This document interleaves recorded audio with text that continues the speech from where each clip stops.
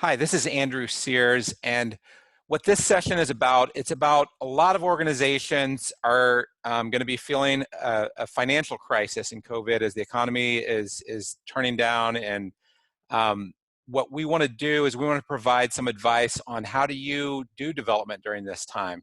How do you maintain your existing relationships, and how do you stave off any sort of drop in fundraising? So I'm here with John Frank. He is a development consultant. He's worked with many rescue missions, many ministries, and many nonprofits over the years. He's written a number of books, including Development 101, which we actually use in our accredited fundraising course. And John, why don't you give a little bit of background of your experience in development and how that's relevant in nonprofits who are looking at what strategies should they have in the face of COVID-19. Well, thank you, Andrew. Good to be here. Good to be able to share some of these things. I started right out of college, actually raising support to go on a musical ministry tour around the world. My undergrad was in music, and then I moved into the field of development and worked in schools and rescue missions, and then I started consulting. So for the last 35 plus years, working with a variety of organizations, variety of situations, learning, and then writing a few books that the Lord has blessed, been able to use. My first one was The Ministry of Development, really looking at development as a way to minister to donors, not just take something from them. And then that brought about my further study into the field of stewardship. So I'm really anxious to share some things today. And the two words would be hope and planning. So I'm going to go more in depth with those when you're ready to start me out. Yeah, just jump into your presentation slides, and I might jump in with questions or add some things as you're going through, John. So go ahead and if you want to share your screen, then you can go ahead and there we go. And then I press this. All right. We're in a pandemic, right? Everybody knows that. It's a time of change. It's a time of uncertainty. And yet we see in America how Americans have responded so positively to actually help the curves go down and to, come together as communities. The church has seen tremendous opportunities in which to keep their bodies of Christians together, connected, and also many, I guess I would call them evangelistic ministries that are reaching out to their communities to touch the people that maybe don't know Christ and are very scared. So it's really seen by many leaders of ministries.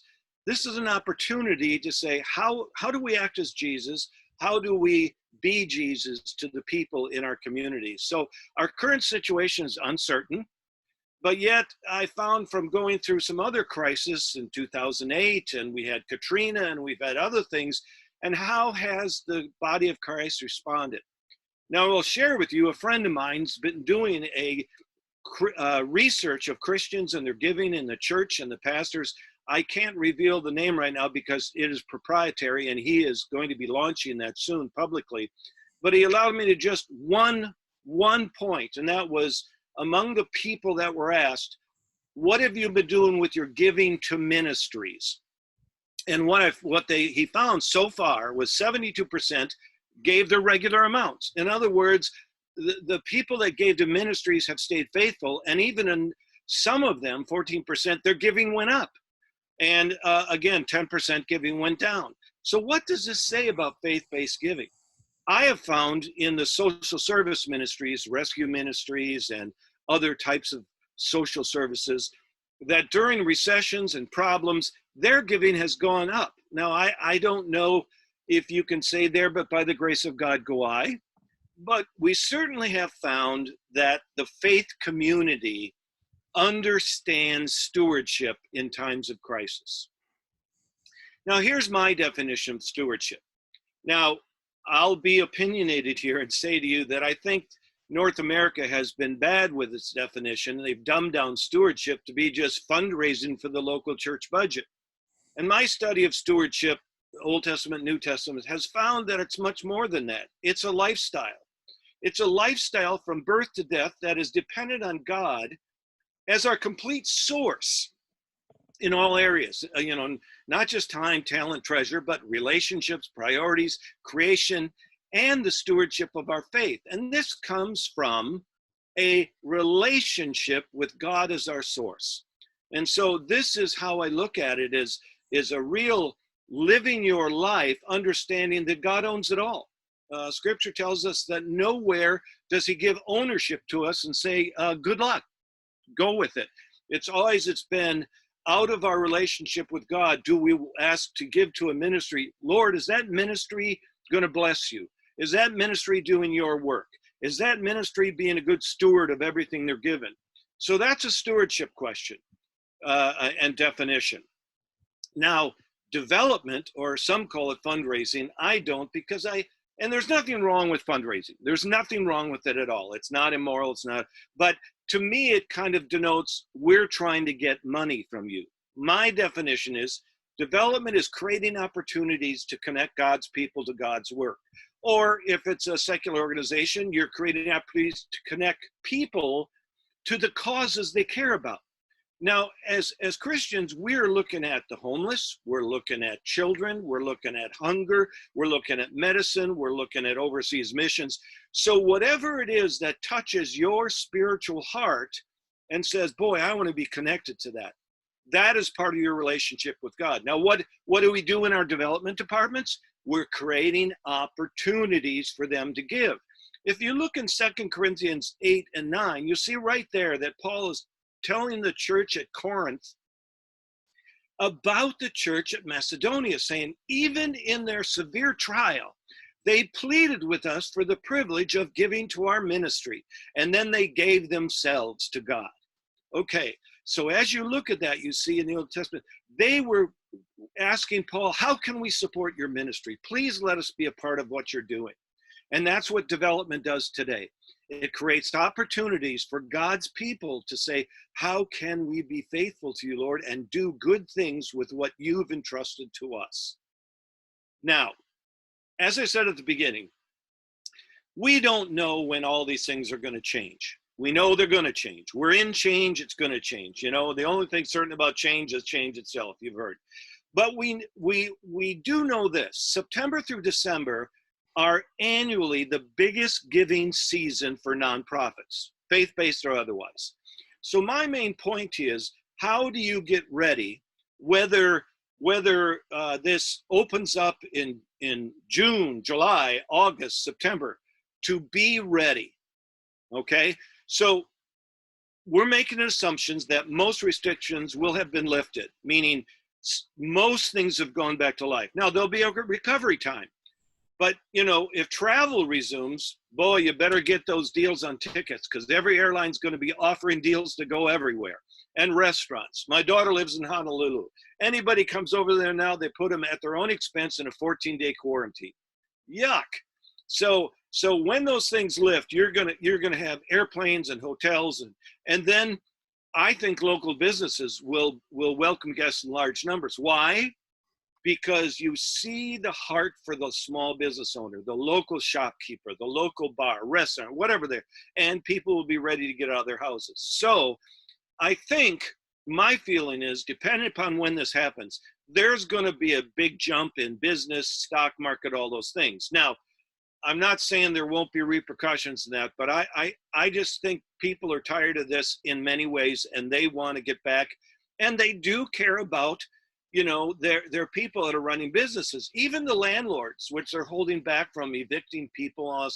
They don't want to evict everybody and have to refill all their businesses and all their rental units. So hopefully this will be a time that people start to get back into a somewhat normal type of life. So the key is, use this time to plan for the giving season of every year, but especially this year, September through December. So let's look at each month and see, what are the priorities we should be thinking about? First of all, in July, you want to analyze your current donor list. Get those reports out and see who's giving what. How many gifts above $1,000? How many people do we have giving monthly, et cetera, et cetera? How many new donors? Now, here's the periods of time I want to use as comparison. First of all, let's look at 2020, January through May. You know, did your giving, was it strong in January? You know, and it always goes down in the summer. How much did it go down? January, February, March? Was there a fear component that brought it down in April, May, June? So look at that period of time and see, what did your donors do? Then I'd suggest you compare your last giving season, which is September through December. All your numbers should be in. Look at all the different types of donors, the amounts they give, how often they give. Did they give 2-3 times in the fall, one major gift in December? Now, from that period of time and understanding what's been happening January through May, I want you to set goals for September through December. Now, will they be the same goals as 2019? I would suggest not. You know, you're going to get together with your budgets, your projections. How did you do the last 3 years? And I would suggest, you know, you probably want to look at either 2018 goals or maybe 2017 goals. But if 2019 was high, like right on rising up, because things have been going really well in the world and the economy, I wouldn't set that for your 2020 goal, because that's making some pretty strong assumptions. However, here's what I think is the key thing. Look at your operating budget. What is your operating budget for September through December? And what is your operating budget from May through August? Now, what I'm saying is, as we look at a faithful God and our source, when we get to the end of December, will we have a balanced budget? Not a surplus budget, but can we catch up from what we lost in the downward trends of, let's say, April, May, June, to when we get strong again or stronger in September through December? Now, that may be a 90% of this year's budget before the crisis. It may be an 80% or 70%. You get what I'm saying? Is look at a budget goal that will stabilize you, but don't be unrealistic to say, oh, we want to be at 125%, or we want this growth or that growth. So pick a goal that will get you even or close to even. That's my suggestion. Now we look at, what are we looking at when we're planning? You're looking at 4 main relation types. These are the ones I use for the donor pyramid. These are the ones I use for planning and strategic planning by relationship. The number one worst thing you can do is one size fits all. Whatever size ministry you are, do not do one size fits all. So major donors, let's just say they give $1,000 or more per year. Now, some of you smaller ministries, it might be $500 or more, but it's cumulative giving over the course of a year. Those are your major donors. They're different. They don't just respond to direct mail or a special event. They're more of a planner, a thinker. They need more information. So we're going to see in the strategies how you can do that information. Monthly donors, very faithful. I've been creating monthly partner programs for many, many years. Look at the people who are giving an amount monthly and stay connected with them. We'll talk about that. But they have probably been holding you afloat for the last 3 to 6 months, your monthly donors. Be appreciative to them. What are impulse donors? They don't plan. They respond to a direct mail, a special event, a this, or that. So you need frequency with impulse donors. We'll talk about that. Now, new donors, Andrew and I have talked about, are probably one of the most difficult to acquire new donors, donor acquisition during this uncertain and crisis time. However, the best time to try and acquire new donors is October, November, and December. That's the more of a giving season. And if you do it right for like a crisis, now let me report to you, urgency means we really could use giving and it puts some of our programs in trouble. Crisis means if we don't raise this money, we will cut programs.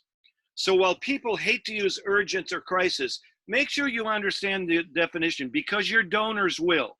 There's a difference between urgency and crisis. And we don't want crisis after crisis. But if there ever was a crisis that people understood, this is one.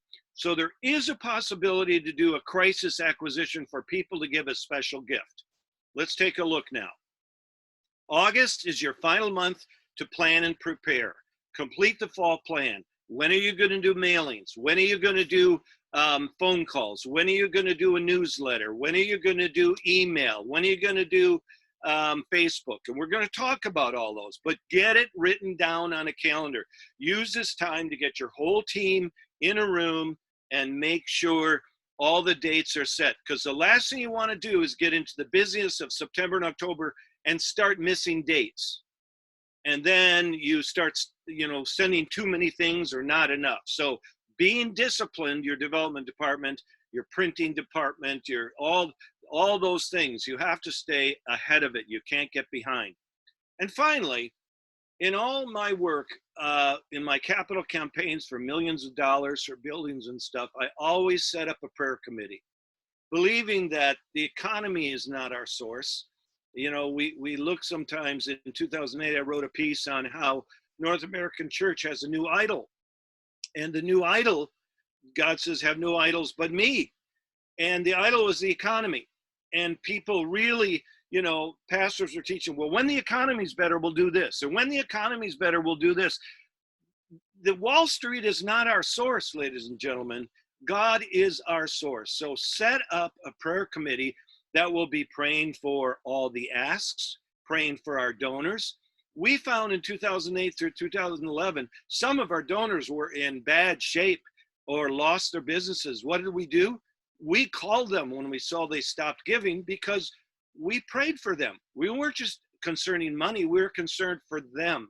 So set up a prayer committee, or you can do it online. You don't have to come together, and just do prayer requests for all the mailings going out, for the donors, for the Frontlines ministry that's taking place. Don't neglect prayer for this fall. All right, September launch. What's the key message we want to get out in September? Is to let all donors know that you continue to do your missional work. You're still there, and you're still working hard, and God is still blessing your ministry. I call it the Frontlines ministry, where the power of Jesus goes through your staff and your feeding program, and you're ministering to people, the power of God. Let them know it's still happening. Now, what tools can you use for that? You could use an email that tells a story. The email, if you haven't done it before, can also be a link to your website that gives a longer part of the story. You can announce it on your Facebook page. Here's where we are. Here's how many people we're going to minister to, or some ministry statistics. You can announce it on your Facebook page with a special COVID-19 update or just crisis update. Get them geared in. And quite honestly, budgets are tight. Some ministries can't afford to use a printed letter, but some of them don't have emails for everybody. So you're going to have to do some preparation that if you have enough money in September, allow that announcement email with the updates, send it printed to make sure everybody gets it. So that's your September. What you're doing is in the fall. It's not the biggest giving month of the 4 months. October, November, December, give more. But this is basically saying, here's our goal by December 31st. Here's our work and here's our goals, and the ministry continues. Please join with us. Pray for us and be generous when you can. That's the message. You're still doing ministry. Now, we move to October. Now we're back to kind of the, I don't want to say regular type of development letter or direct mail appeal, but it's always about a story. It's always about a story. I'm working with a college up in Alaska. They give a story about one of their Alaskan Native students, and they tell it. It might be about a homeless person. It might be because you can't give names. You might give, this is a sample story of the people. Show the impact of your ministry. Every nonprofit is about impacting people. It's not about your 501c. It's not about your budget. It's not how this and that and the other thing. It is about take them to the front lines of touching people's lives. All right, so get a good story, tell the story. They want to be updated. They want to know you're still making a difference. Now, ask for specific gifts. I think at this time you need to be specific. Don't beat around the bush. Boy, we sure could use some help, or it'd be nice if people gave, say, will you help us? Will you pray about sending a gift now? And the different types, the major donors, you should ask them starting at 250 up to 1,000 or even more, because that's what they're used to giving at, okay? Monthly donors now are probably still giving. Now, if you have some monthly donors that have stopped giving, write to them and ask them to begin again, to come back to give to that. But most, the other thing with monthly donors, they care so much about you. That's why they give monthly. And there was one ministry my wife and I gave for 17 years monthly. It was a ministry to street kids. And so don't be afraid to write to your monthly donors and say, this is a current crisis need. If you would do an above and beyond gift, this is what we'd use it for. And they are such practical givers. Monthly donors don't want all the, don't send them plates of buildings and all this other stuff, what I call Jesus junk. They want to know that as much of their dollar goes to impact as possible. So keep them posted. You don't need to send them extra stuff, but let them know if you need an above and beyond gift. Now, your impulse donors are basically direct mail. Now, if things open up and you can actually do a special event, lower your expectations. You might get 25 people. You might get 50 people. It also depends if you're a national ministry, a regional ministry, or a local ministry, okay? So if things open up, impulse donors may like to come together for a lunch or a gathering, but don't spend a lot of money. If you do a big glitzy gala or something, I'm not sure that would go over this fall. But a smaller informational meeting with testimonies would. So again, the impulse donors, direct mail, social media, all those things would be smaller gifts, 25 maybe to 250, as you give them giving handles. Now, new donors. These are names that are on your list but have never given you a financial gift, or they haven't given you a gift from, let's say, 2016, maybe 17. So they're lapsed donors for at least 2 seasons, maybe 3. You could write a special appeal just to them to ask, would you at this time send an emergency gift, or if you want to call it an urgent gift, or a special gift, or a crisis gift, to ask at this special time. We know you know about the ministry. We know you've been getting our newsletters. We know this, or maybe you've been given in the past. Would you consider reinvesting in the ministry now, or something to that effect? So you could write that very segmented. Don't send it to your current donors. Don't send it to your monthly partners. Just to people who have not given you a gift. Excuse me. All right. Moving on, November, one of the highest giving months of the fall. This is where I'm suggesting you communicate an organizational update. Where are you now? You're now in month number 10. No, 11, sorry. Month number 11. You can give statistics of the year. Show them what happened in the spring and the summer due to the lockdown and stuff. Tell them what's happening now, how much, and again, ministry statistics are not just numbers, but pie charts, things that say, this is where we're seeing growth. This is where a new ministry started because of the urgency, and et cetera, et cetera. So give them an update. Again, you can get into story form, put some statistics down there. People like flow charts. I mean, yeah, pie charts and things that can show them, oh, and then ask a gift to impact the ministry, and possibly go to the idea of Thanksgiving generosity. It is a part of our history. It is a part of our American generosity, is giving with a thankful heart.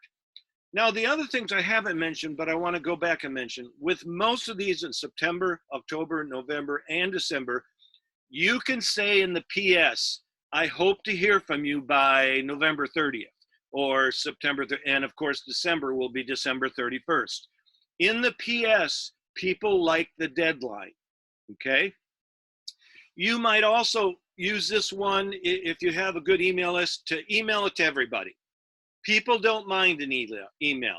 If you need to send a printed letter, you can. And set up the giving page on the website. If you, I'm assuming you all have the giving page on the website, but you might put like a big star button, Thanksgiving needs or Thanksgiving opportunity, where they click that button and it goes right to the giving page for Thanksgiving. Now, another thing I'll mention is keep them posted on that goal that you set in September. Where are we on our way to our goal? Okay, they like to hear that. I'm talking about the total giving goal. So let's say from when September you announce that you need to raise $120,000, or you might need $2 million. I don't know. But let them know this is what it will take for our ministry to be stabilized. Stabilization is a strong thing in donors' minds. They don't want you to end in the red. They like in the black, but in this year, we're not expecting to be, like we have in past years, extra to put into savings for the next summer slump. So stabilization, I think, is going to be a good word to use. So now we get to the year-end giving. Let them know you're still impacting people, tell them stories, and then, like I said, communicate the end-of-year goals. Now, if some have done a Thanksgiving first of the month and a Thanksgiving in the middle of the month because it's then closer to the holiday, and some have done a December 1st appeal to major donors or to everybody, and then a December 15th for the December 31st goal. So again, when you think of impulse donors, in November and December, you're touching them 4 times. You're communicating with them 4 times. Now, impulse donors, that's fine, because they're going to get a whole bunch of other things. And they're not going to say, oh, that organization sent us 4 things. No, they're going to say, hey, weren't we going to do something by the end of the year? Now, major donors, I tend to write a separate appeal that's just from the executive director or the president to the major donors, thanking them for the past support, and then really challenge them and get the opportunity to help us meet our goals by the end of the year. Again, these can be emails, newsletter, Facebook, printed letter, and then website.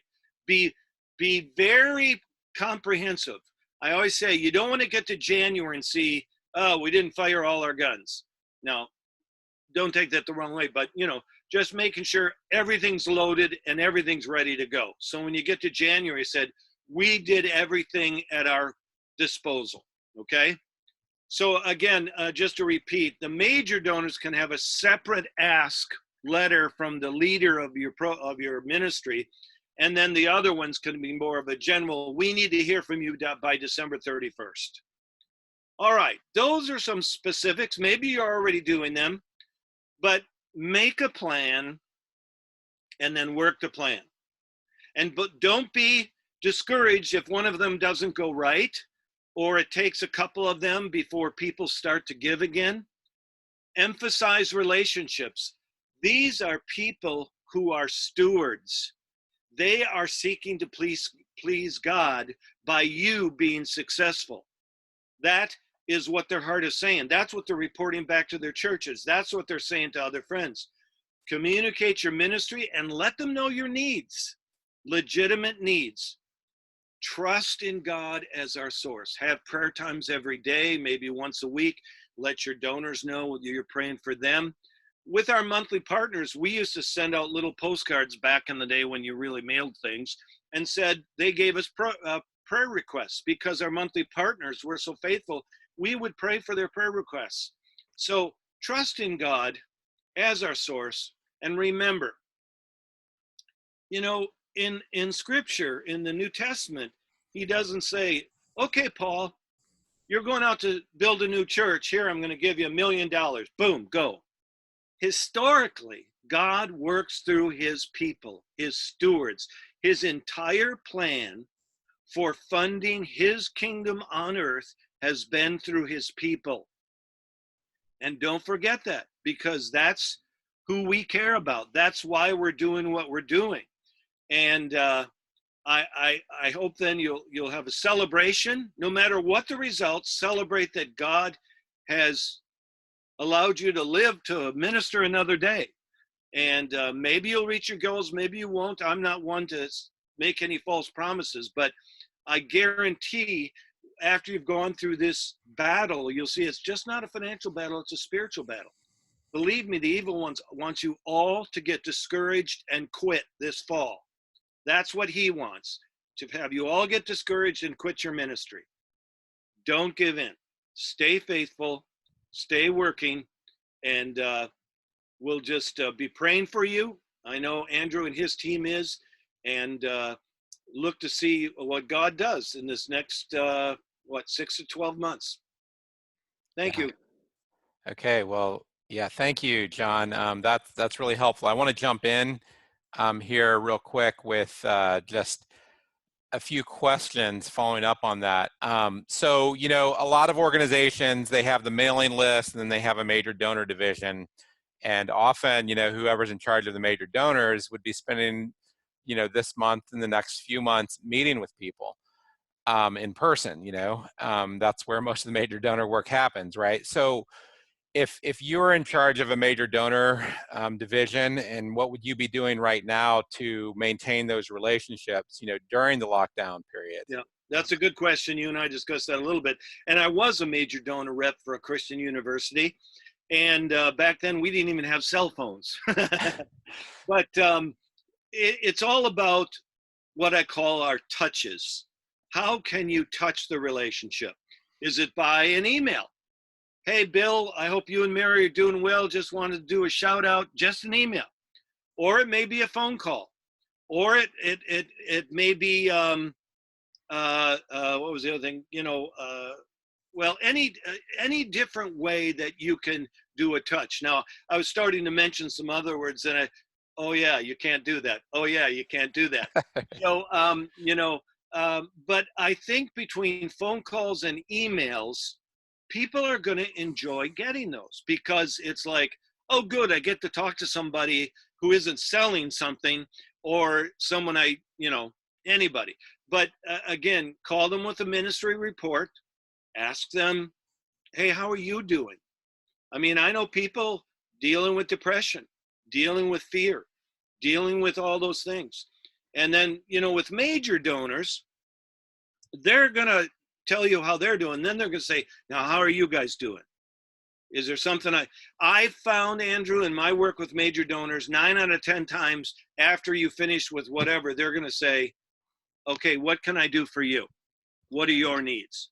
Right. And so it's amazing. It's so much common sense that when you have built a bridge, because most time with major donors, if you're a major donor rep, you're assigned 100, 150 names.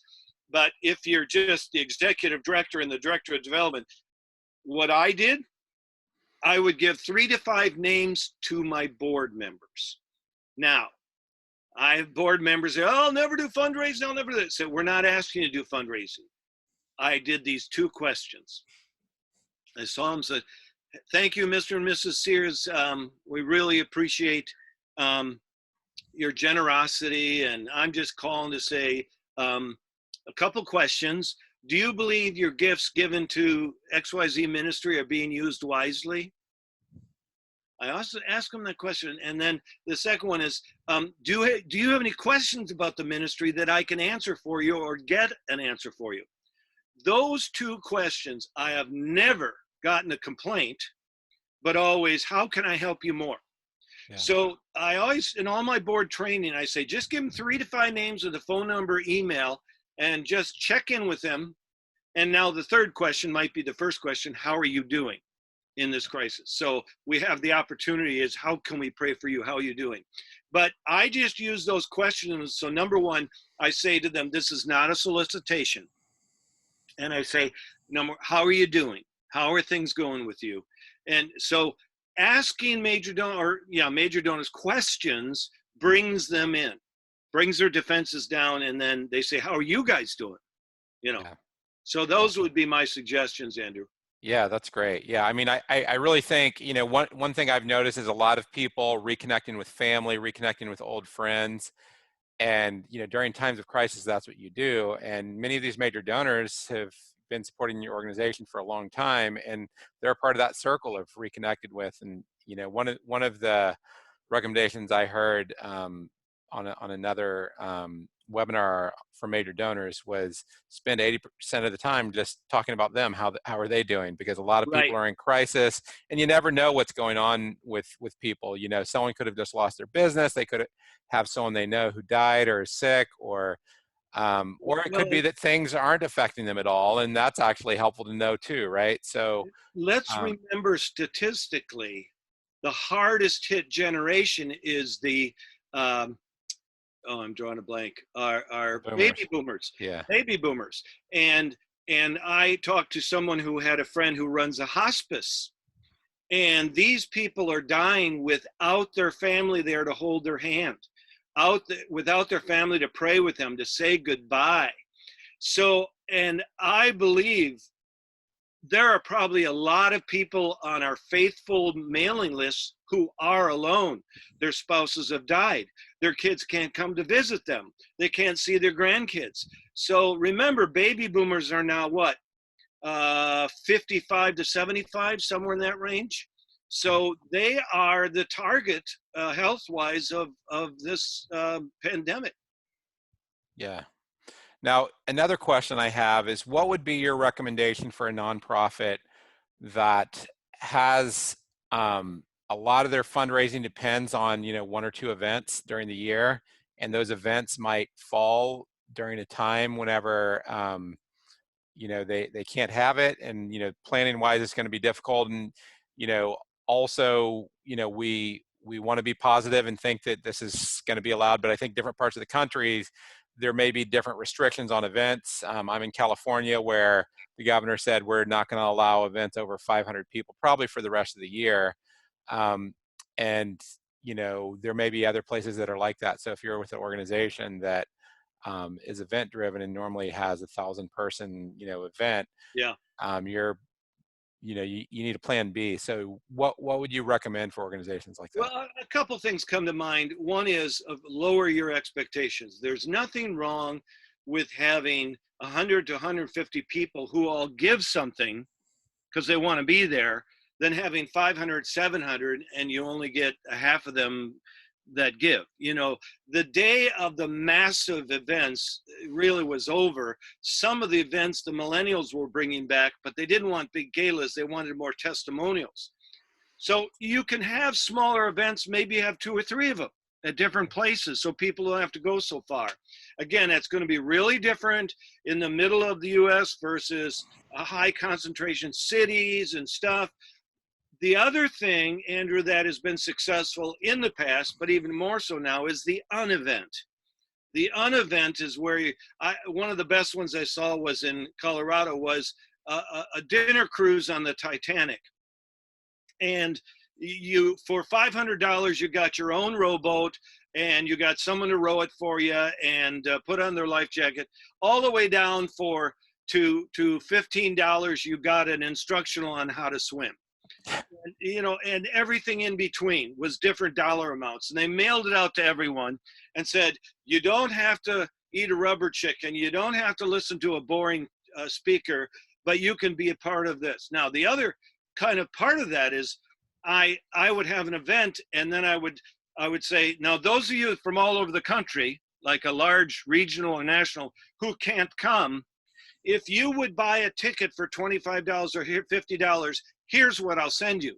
And then you send them the program all written up and you might even have a booklet to send them, because you're not, normally I'd have a tape recording of the speaker, but if you don't have the event, you don't have the speaker. But that type of thing where you actually say, hey, you're buying a ticket to the event, we're sending you a few things, you're helping the ministry, but you're not really having an event. So in other words, be creative. Be creative with the events. Yeah, I think that's one of the keys, is for groups to experiment. Many of us are part of churches that never did online church, and now suddenly we're doing online church. And Yeah, then, churches that, the idea of having a small group by Zoom people would have laughed at, just a yeah, little over a month ago. And now all these churches are doing by Zoom. So, part of what I've realized is there's some advantages to some of these things. So, with Zoom, you could have a large group, and then, Zoom has the ability to create breakout rooms, and you could use the breakout rooms almost as tables. right. And, you say, okay, we're going to have this large group with 100 people, and I'm going to, present for, it's going to have to be shorter, right? So 5 or 10 minutes. And then we're actually going to bring in 3 of our clients who are going to tell their stories. Yeah, And wonderful. normally it might be more difficult to do that. For us, we're a national ministry. So getting someone from Florida and someone from Wisconsin and someone from Alaska would be, challenging to get them. And we have donors all over the country. But we could get them all on a call, Absolutely. and then they could share their stories. And you can record the event and then send it out to people. But then you could also, I think, put people in breakout rooms by affinity group, of, Yeah, yeah, whatever things they have in common. You could just, in the same way you might do on tables, you could have breakout groups by, 6, and just have them share, yeah. here's the question. I was actually a part of a virtual conference, and they had breakout rooms, and just have a Well, question like, why do you give to this ministry? And each, yep, share your background and why you're creating community. So I think that, now is going to be the time to experiment. And I think there's going to be new models that, this year you might have, if you're event driven, you might, not raise as much, but you might actually create a whole new event that you can do next year to reach a different group that may not come to an in-person event. So I think yep. that that's one of the plus sides. 2 more ideas that you sparked. One would Yeah. be if you have an author to give a 15-minute message, like we've done for training, and give their book away or sell it or something. So you could have a person make a presentation, and that's part of your program. You give a testimony, you give this, and you say, and now our special speaker. The other thing I would say, generally before the challenge, I call it, some people call it the offering, but the challenge for people to give, I always have the executive director or the president or the leader of the ministry speak right before, if they give the challenge or someone else does. But here's what is the responsibility of that president, that executive director. Vision 2021. You must leave that event sharing a vision for how you see your ministry in 2021. People follow vision. So yes, the fall is going to be about, it's been crisis, it's been urgency, it's been hard, we're still doing this. But if you're doing an event, and even your mailings, you must tell them, here's what our plans are by faith for 2021. So don't neglect giving your donors in any shape and form, but especially at an event, what is the vision for your ministry for the next year? Yeah, that's great. Now, John, you and I have talked, and right now you said that you're an optimist. What if things turn out not as good? How would you? So say you're appointed as director of development in a ministry, and you said, here's our plan A, and I just outlined our plan A. How would you shift that if the lockdown happens more, or if, like some people have said, that we have multiple lockdowns? If this thing ends up, they don't know whether it's going to be dependent on the weather. So, what if we Well, turn into November, December, it becomes another lockdown period? How would yeah, you adjust those plans? well, I think it's a two-sided answer. One is front lines program. What are you going to have to cut that you've been called to do? Are you going to feed less children? Are you going to close down your school? Are you going to find out what your ministry is? Why?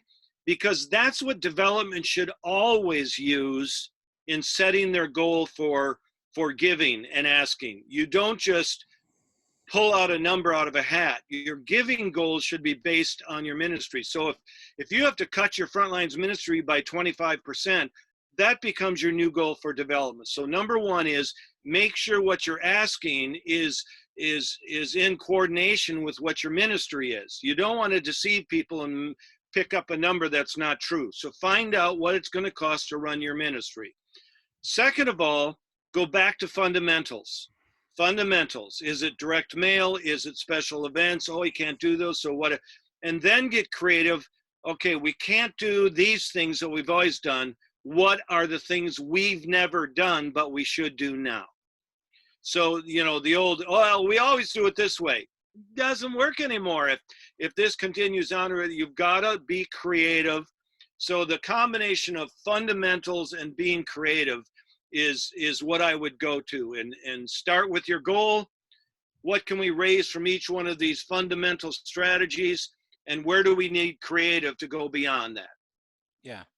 And John, I know one of your fundamentals, and this is why we use your Development 101 book in our course, is about how do you serve everyone, serve the donor, and, you know, serve everyone. And I think one of the fundamentals, no matter what happens during this time, is it's going to be about relationships, and, you know, how we love others during this time may change. We may have to do it through Zoom. We may have to do it through phone.